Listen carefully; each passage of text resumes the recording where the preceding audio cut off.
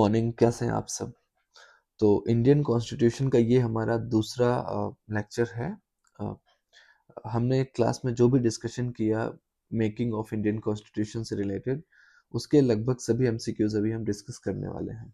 अच्छा, इसमें एक अच्छी बात यह है कि अभी हम जितने भी क्वेश्चंस डिस्कस करेंगे वो लगभग किसी न किसी परीक्षा में पहले आए हुए हैं, और अगर अभी नहीं भी आए तो वो किसी न किसी परीक्षा से टकराएंगे। ठीक है, तो चलिए शुरू करते हैं। पहला सवाल, ब्रिटिश 1608 में भारत मुख्यतः किस रूप में आए थे। तो जैसा कि आप सबको पता है, धर्म प्रचार के रूप में नहीं आए थे। ये प्रक्रिया उन्होंने बाद में चालू की थी एक एक्ट के द्वारा। सैनिक बनकर भी नहीं आए थे, प्रशासक बनकर भी नहीं आए थे, बनकर आए थे व्यापारी। बेसिकली क्वीन एलिजाबेथ ने 1600 में एक चार्टर साइन किया था, और उस चार्टर में उनको व्यापार करने की छूट दे दी गई थी। तो इसका सही आंसर है व्यापार। अंग्रेज ईस्ट इंडिया कंपनी के माध्यम से भारत व्यापार करने आए थे।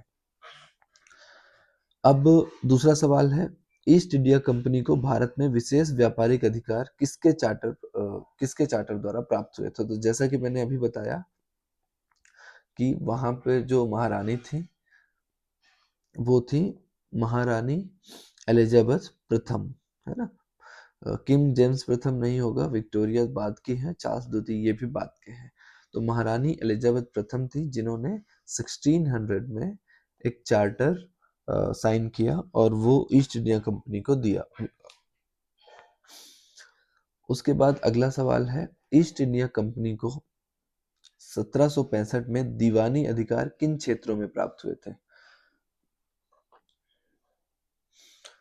तो आपको अगर पता होगा कि 1765 में इलाहाबाद की संधि हुई थी, है ना, इलाहाबाद की संधि।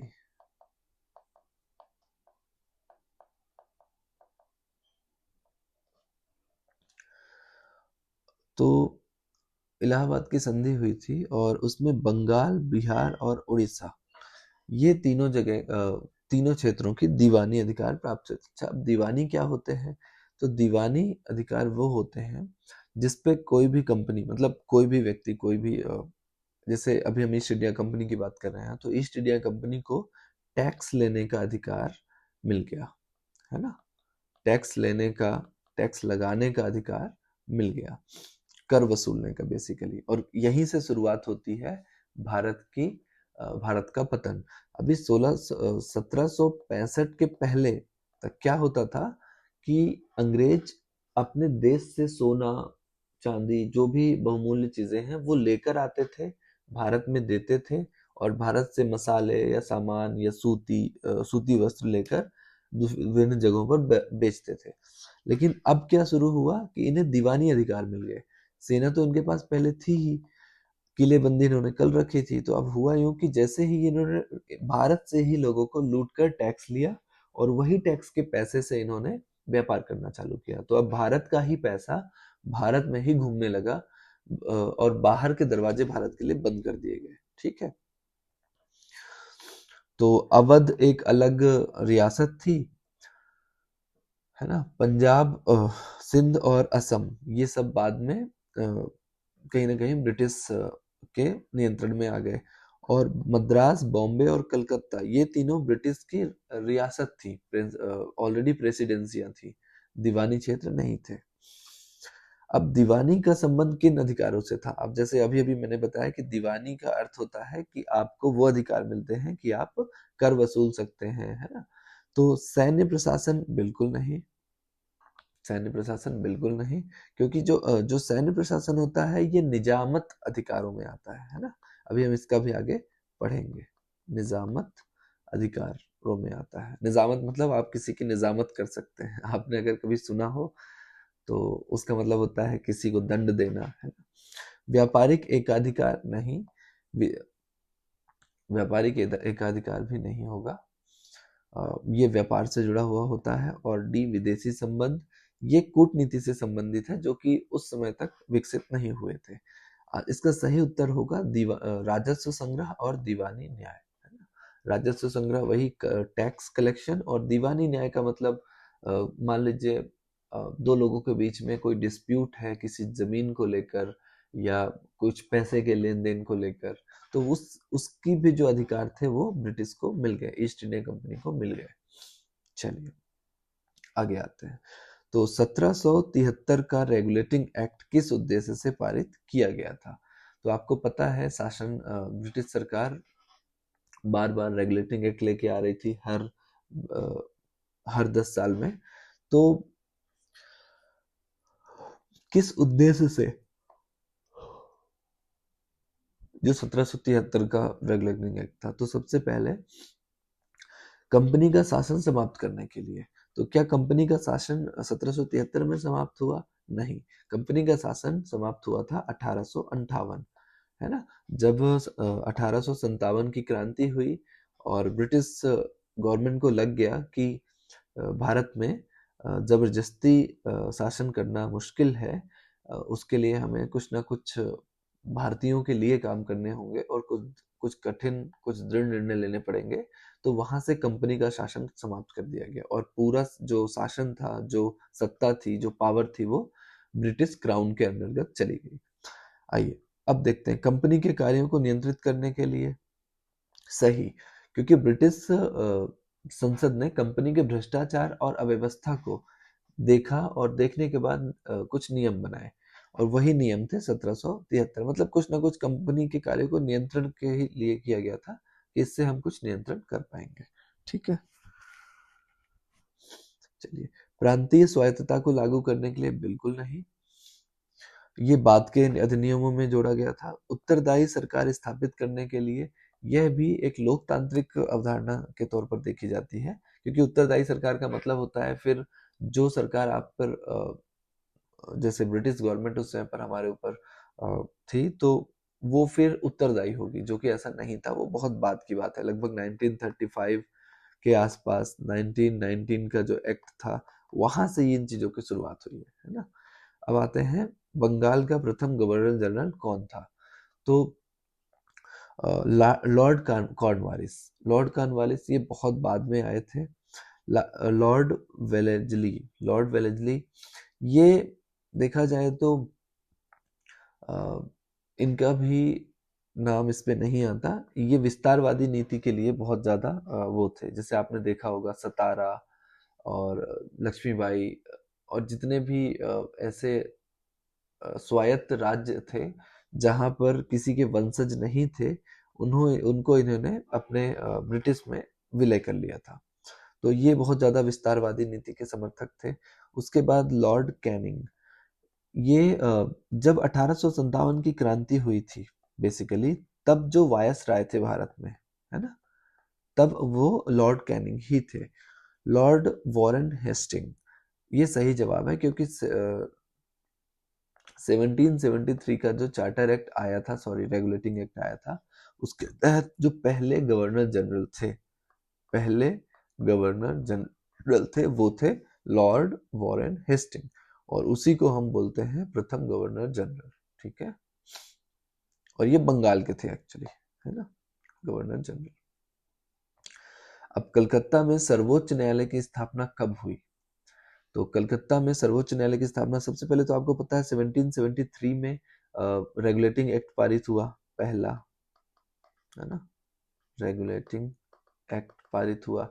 उसके बाद 1774 में पहले सुप्रीम कोर्ट कलकत्ता में स्थापित हुई, है ना। वैसे 81 और 84 में क्या हुआ? 84 में तो पिट्स इंडिया एक्ट आया था, है ना, पिट्स इंडिया एक्ट आया। और 81 में क्या हुआ था? ये जो 73 का एक्ट था, है ना, रेगुलेटिंग, इस पे कुछ संशोधन किए गए थे। संशोधन का मतलब कल जैसे मैंने समझाया था, आज हमने कोई रूल बनाया, 2-4 साल बाद हमें समझ में आया कि ये एक्ट काम नहीं कर रहा है, इसमें हमें कुछ सुधार करने की जरूरत है ना। आइए 1773 का जो रेगुलेटिंग एक्ट था, आपको याद हो जाना चाहिए, बार बार हम एक ही चीज का डिस्कशन कर रहे हैं। तो किस चीज की नींव रखी थी? तो देखा जाए तो उत्तरदायी सरकार की ऐसी कोई चर्चा नहीं थी। प्रांतीय स्वायत्तता, प्रांतीय स्वायत्तता की भी इसमें कोई चर्चा नहीं थी। संघवाद तो तब कोई विकसित ही नहीं हुआ था। देखा जाए तो इस पे केंद्रीय प्रशासन का कहीं ना कहीं है ना, केंद्रीय प्रशासन की बात की गई थी, जिसमें बंगाल के गवर्नर जनरल को अन्य जितनी भी प्रेसिडेंसियां थी पूरे भारत में, उन सभी पर नियंत्रण दे दिया गया था। बेसिकली उसे भारत का गवर्नर जनरल घोषित कर दिया गया था, है ना। प्रांतीय स्वायत्तता 1999, जैसे कि मैंने बताया 1935, इन दोनों भारत शासन अधिनियम एक्ट में आया था। अब आप आइए 1783 का संशोधन अधिनियम जो आया था, उसका उद्देश्य क्या था। तो इसका जो बेसिक सा उद्देश्य था, कंपनी के एकाधिकार मैंने पहले ही बता दिया, ये 18 लगभग 13 और 1833 इन एक्ट से लगभग कंपनी के एकाधिकार को समाप्त किया गया था। द्वैध शासन कब लागू किया गया? द्वैध शासन का जो पहली अवधारणा आई वो 1919 में आई थी, जो भारत शासन अधिनियम था। गवर्नर जनरल का पद स्थापित करना, गवर्नर जनरल का पद तो 1773 में ही हो गया था, जिसके तहत लॉर्ड वॉरेन हेस्टिंग जो कलकत्ता के वो थे, वही बने थे। अब जो तीसरा ऑप्शन बचता है, न्यायपालिका और कार्यपालिका के संबंध स्पष्ट करना। तो सुप्रीम कोर्ट और गवर्नर जनरल के अधिकारों में विवाद हो रहा था बार बार, क्योंकि गवर्नर जनरल और सुप्रीम कोर्ट भी बन चुका था, है ना। 1773 में 74 में बंगाल में सुप्रीम कोर्ट बन चुका था, और गवर्नर जनरल जो थे भारत के, वो बन चुके थे 1771 में। तो इन 3 सालों में इन दोनों के बीच में बहुत ज्यादा कॉन्फ्लिक्ट हो रहा था। सुप्रीम कोर्ट भी बन गया, गवर्नर जनरल भी बन गया। तो ऐसा किया गया कि इन दोनों के बीच में न्यायपालिका और कार्यपालिका का जो वो था, उसे अलग किया गया कि भाई आपका काम ये रहेगा, आपकी अधिकार यहाँ तक है ना। उसके आगे 1784 के पिट्स इंडिया एक्ट ने क्या लागू किया, है ना। 1784 के क्या लागू किया, पिट्स इंडिया एक्ट का बेसिकली उद्देश्य क्या था? तो प्रांतीय स्वायत्तता, मैं फिर कह रहा हूं, ये 1999 और 1935 की अवधारणा है। द्वैध शासन की व्यवस्था, ये भी कहीं ना कहीं पिट्स इंडिया एक्ट की वो थी, क्योंकि जैसे कि अभी हमने बात की कि धीरे धीरे ये बातें होने लगी थी कि दो प्रकार से शासन चलाया जाए, मतलब छोटे स्तर पे और बड़े स्तर पे। संघवाद की अवधारणा बहुत बाद में आई है, द्वैध शासन का एक अधूरा विकल्प है। द्वैध शासन है ना, इस पे आंसर नहीं होगा। पिट्स इंडिया एक्ट के अंतर्गत राजनीतिक मामलों का नियंत्रण किसके पास था? पिट्स इंडिया एक्ट के तहत जो नियंत्रण था, वो एक निदेशक मंडल के हाथ में था, है ना। डायरेक्टोरेट कमेटी थी, उसके हाथ में था। गवर्नर जनरल के हाथ में नहीं था, ब्रिटिश संसद के पास भी नहीं था, नियंत्रण बोर्ड के पास भी नहीं था। चलिए, अब एक बहुत महत्वपूर्ण सवाल, ये कई जगह अलग अलग तरीके से पूछा जा चुका है। किस चार्टर एक्ट ने भारत में कंपनी के व्यापारिक एकाधिकार को समाप्त किया? व्यापारिक अधिकार मतलब जैसे कि आपने देखा 1600 में क्या हुआ था कि जो क्वीन एलिजाबेथ थी, वो उन्होंने चार्टर में साइन किया, और साइन करके ईस्ट इंडिया कंपनी को उन्होंने व्यापार करने का एकाधिकार दे दिया था। लेकिन उसके बाद जैसे जैसे समझ में आया कि ये तो मतलब और भी कंपनियों को अधिकार देना चाहिए, केवल एक कंपनी अधिकार नहीं देना, मतलब देना ठीक नहीं है, तो फिर चार्टर एक्ट निकाले गए। 1993 का निकाला गया, 13 का निकाला गया, 33 का, 53 का निकाला गया। तो इनमें से कौन सा वो था जिनमें एकाधिकार समाप्त कर दिया गया? तो वो था 1813 का। लेकिन हाँ, इसमें दो चीजें रखी गई थी कि चीन के साथ जो भी व्यापार होगा, और भारत में चाय और चीनी, मतलब चीन के साथ व्यापार, ये केवल उसी के साथ रहेगा, है ना। बाकी सारा वो कर दिया गया। लेकिन 93 में तो जारी रखा गया था, इसमें चीन को छोड़ दिया गया था, है ना। चीन के साथ जो व्यापार ईस्ट इंडिया कंपनी करेगी, उसका एक अधिकार था, क्योंकि वहां पर अफीम की खेती होती थी और उसका अच्छा खासा वो था। लेकिन 1833 में क्या हुआ कि जो चीन के साथ एक अधिकार था, उसे भी समाप्त करके हर कंपनी को दे दिया गया, है ना। और 53 एक्चुअली जो सिविल सेवा आप देखते हैं ना आज, है ना, आईएएस, आईपीएस, आईसीएस अधिकारी वगैरह, ये सब की जो शुरुआत हुई है, इसमें था वायसराय लॉर्ड कॉर्नवालिस, इसके आसपास था।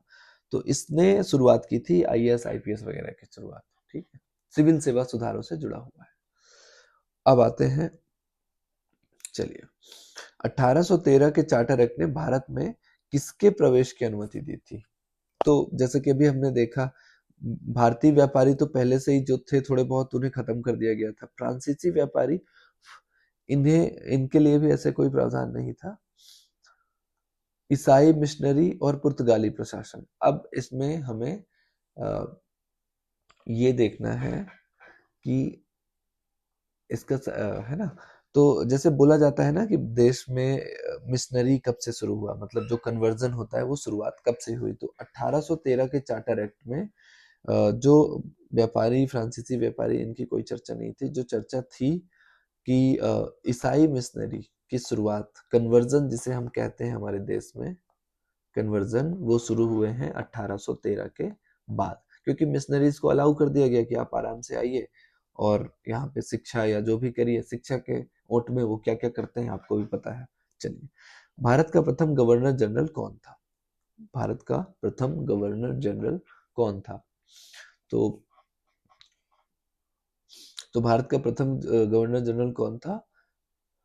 Lord William Bentinck. ये फैक्ट है, इसे याद कर लीजिएगा। और 1833 के बाद से वे भारत के प्रथम गवर्नर जनरल बने थे, है ना। लॉर्ड कॉर्नवालिस गवर्नर जनरल तो थे, लेकिन वो प्रथम नहीं थे। और जो लॉर्ड डलहौजी थे, ये भी बहुत प्रसिद्ध थे, है ना। जो डलहौजी थे, ट्रेन इन्हीं के समय पर चली थी, है ना। भारत में जो पहली ट्रेन थी वो इन्हीं के समय चली थी। और ये विलय नीति के लिए बहुत ज्यादा प्रसिद्ध थे। विलय कर लेते थे, मतलब मैंने जैसे अभी बताया, जितने भी राजशाही परिवार थे, अगर उनके कोई वंशज नहीं होते थे तो उनकी राज सत्ता समाप्त करके ये ब्रिटिश में ऐड कर लेते थे। और जो वॉरेन हेस्टिंग थे, वे पहले गवर्नर जनरल थे, है ना। वे पहले गवर्नर जनरल थे, लेकिन भारत के नहीं, है ना।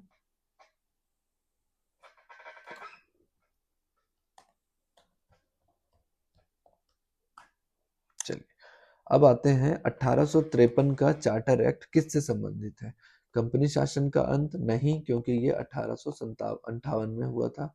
द्वैत शासन की शुरुआत? सिविल सेवाओं में खुली प्रतियोगिता? प्रांतीय स्वायत्तता? तो